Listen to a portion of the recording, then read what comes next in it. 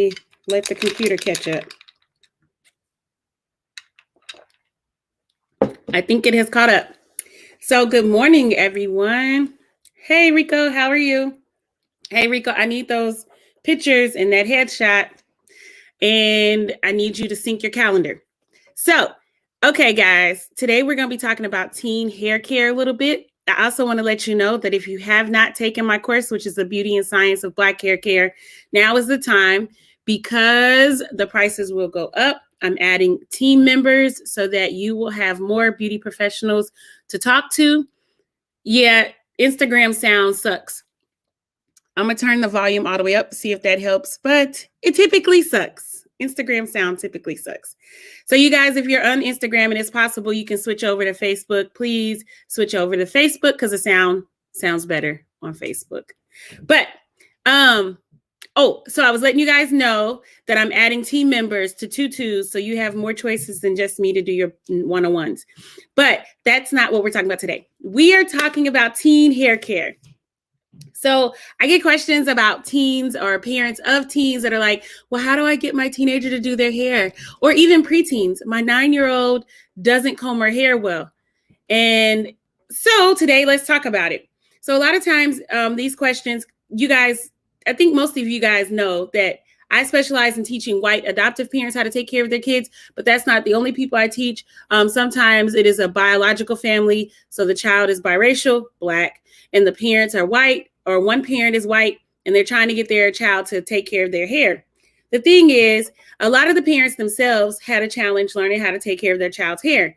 And then somehow by osmosis, they expect this preteen or teenager to take care of their own hair when they have not properly learned how to take care of their own hair yet. So the first thing I want you guys to acknowledge is that the number one way to learn hair care is by modeling. So either you have to be consistent in learning how to take care of their hair, and or you have to be the one to show them on a regular basis. So you're going to break it down in bits and pieces. By the time they're 8, you can start teaching them how to braid string, so yarn. You can teach them how to unbraid yarn. You can teach them how to take down their own braids in their hair. They're not going to be able to necessarily detangle well or detangle without breaking their hair off, but they can take down their own braids. They can take down their hairstyles. They can pop the rubber bands out.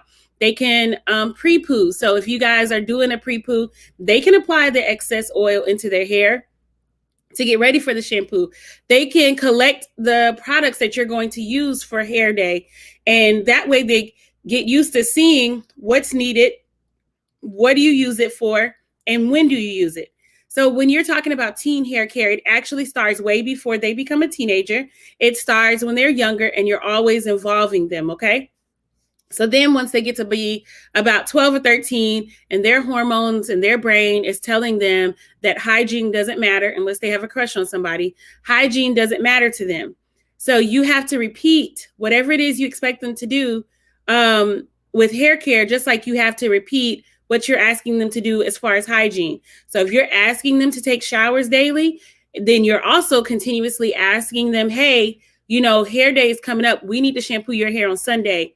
You have to constantly repeat it because it's a part of their growth. It's a part of their mental development. Their brain is telling them that hygiene is not important. So there's nothing that somebody like me can come over and say to them that will somehow make their brain be like, oh, this does matter. Usually what matters is when they get a crush on somebody and that person has either cracked jokes on them or is not interested, and it has something to do with their appearance, or they perceive it has something to do with their appearance. The other thing with modeling is if your child is not surrounded by Black people, they're in an all-white space, then they don't ever see anybody else taking care of their hair. So that influence is not happening organically. It's always some awkward conversation, or you trying to contact me, or like you trying to get somebody randomly at work to have a conversation with your kid.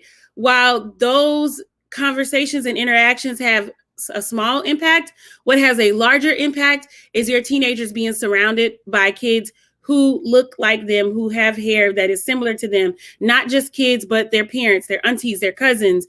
And that way, some of it happens organically and they just see it and they're like, oh, well, such and such used this brush. I maybe should try it. Artichoke Insta. That sounds like a scam. They asked me to join my live the last time on Instagram. No, thank you. All right.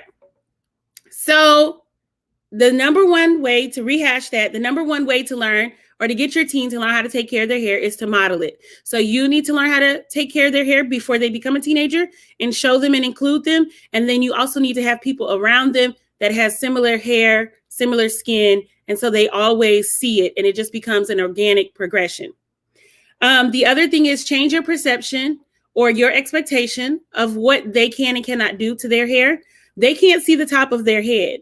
And so parting and completely detangling, it is often challenging for them. Most teenagers that I run to, especially the biracial teens with a looser curl, get to a point where they just throw their hair in a messy bun on top of their head and they never try to detangle right up here in the crown.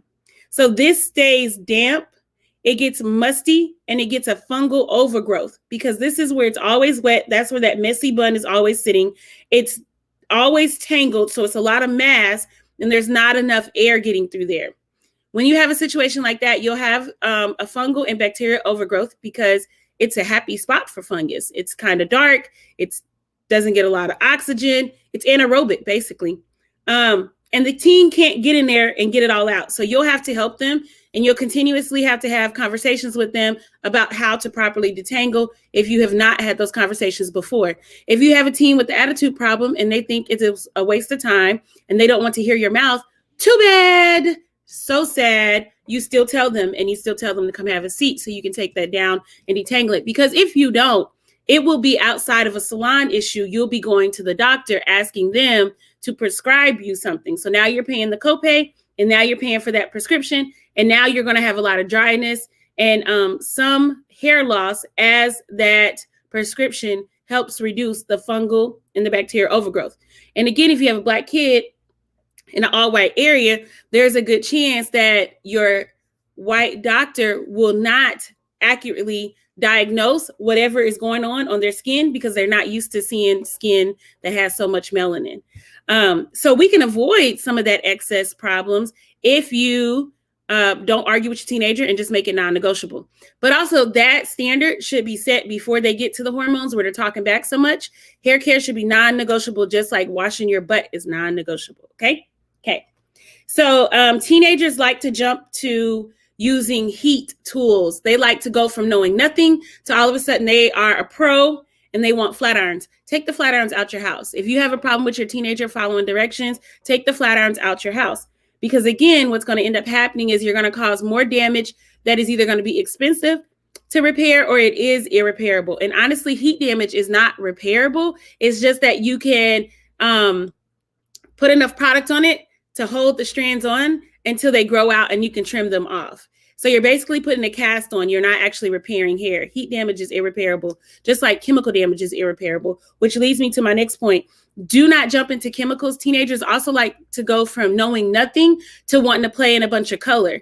If you're going to play in color, let it be a rinse or a demi-permanent color.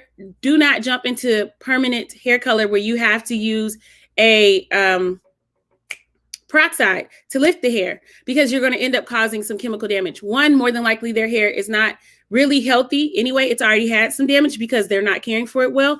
And then you jump on there and you want to take it really, really light.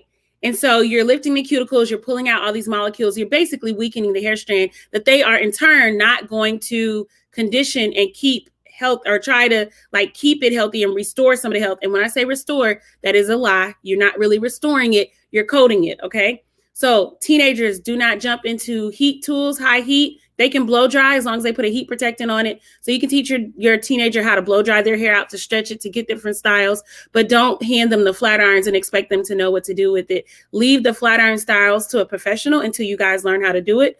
And then also don't jump into color unless you are going to take them to a professional and continuously take them to a professional to keep their hair as healthy as possible with that hair color. You can do, they have like the new chalks and pomades that have colors in them. Those are not going to damage the hair at all. So those are safe. If you want to do some like fantasy colors, or if you want to do a rinse and you add like a little red or something, but you can only see in the sunlight, that's all fine. Just don't go into permanent colors. Okay. So then my next point is find 3 or 4 styles that they have mastered or that they really like and rotate in between those 3 or 4 styles. That way you're building the skill set and they are still learning, but it's not so much pressure to try to do every style that they saw Cardi B or whoever. I'm getting kind of old. I don't know who the teenagers are listening to now. Really, they shouldn't be listening to Cardi B. It's not appropriate for their age, whatever.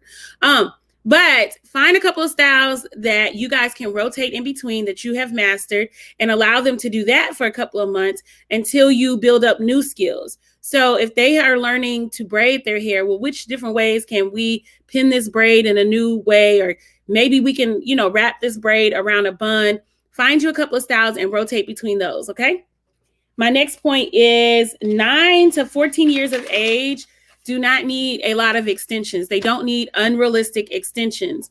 So sometimes the girls are asking for booty braids, so that braids that come down to their hips. That is inappropriate for especially the younger 9-year-olds up to 14. And the reason why it is inappropriate, because it gives them an older look.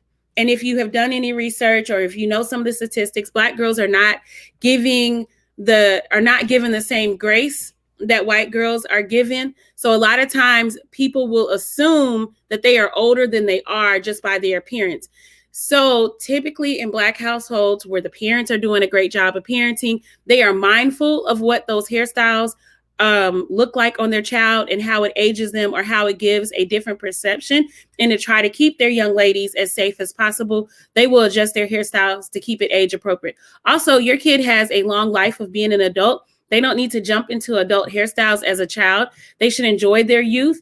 They should have youthful styles, okay? The other thing is long extensions cause a lot of stress on their natural hair at the root of the braid. So if your daughter decided to get booty braids and they're smaller than her finger, that means that base is really small and there's not much strength to hold that braid to their scalp. And you got all this weight down here. Then, it's going to get wet in the shower if they don't have it tied up right. They're going to sleep on it. It's going to pull on their hair, which will eventually cause more damage. So keep that in mind. Felicia said you got that right. Well, thank you, ma'am. And that was on Facebook. I know you Instagrammers couldn't see it, and I know the sound is not great. I'm sorry. Okay. So, my last point was remembering about age-appropriate styles. If you as a white parent are not familiar with what styles are age-appropriate, please come into the community. Start paying attention to families that you see that you appreciate and approve of how their child behaves or how their child is great in school. I'm not saying pay attention to necessarily all the pop culture, because pop culture is entertainment. It is not necessarily realistic for everyday households. But again, if you're raising a Black child, these are why it's important. This is one of the reasons why it is important that you include yourself and your child into the community, so you learn some of the rules that we kind of go by that we are not always talking about. Okay.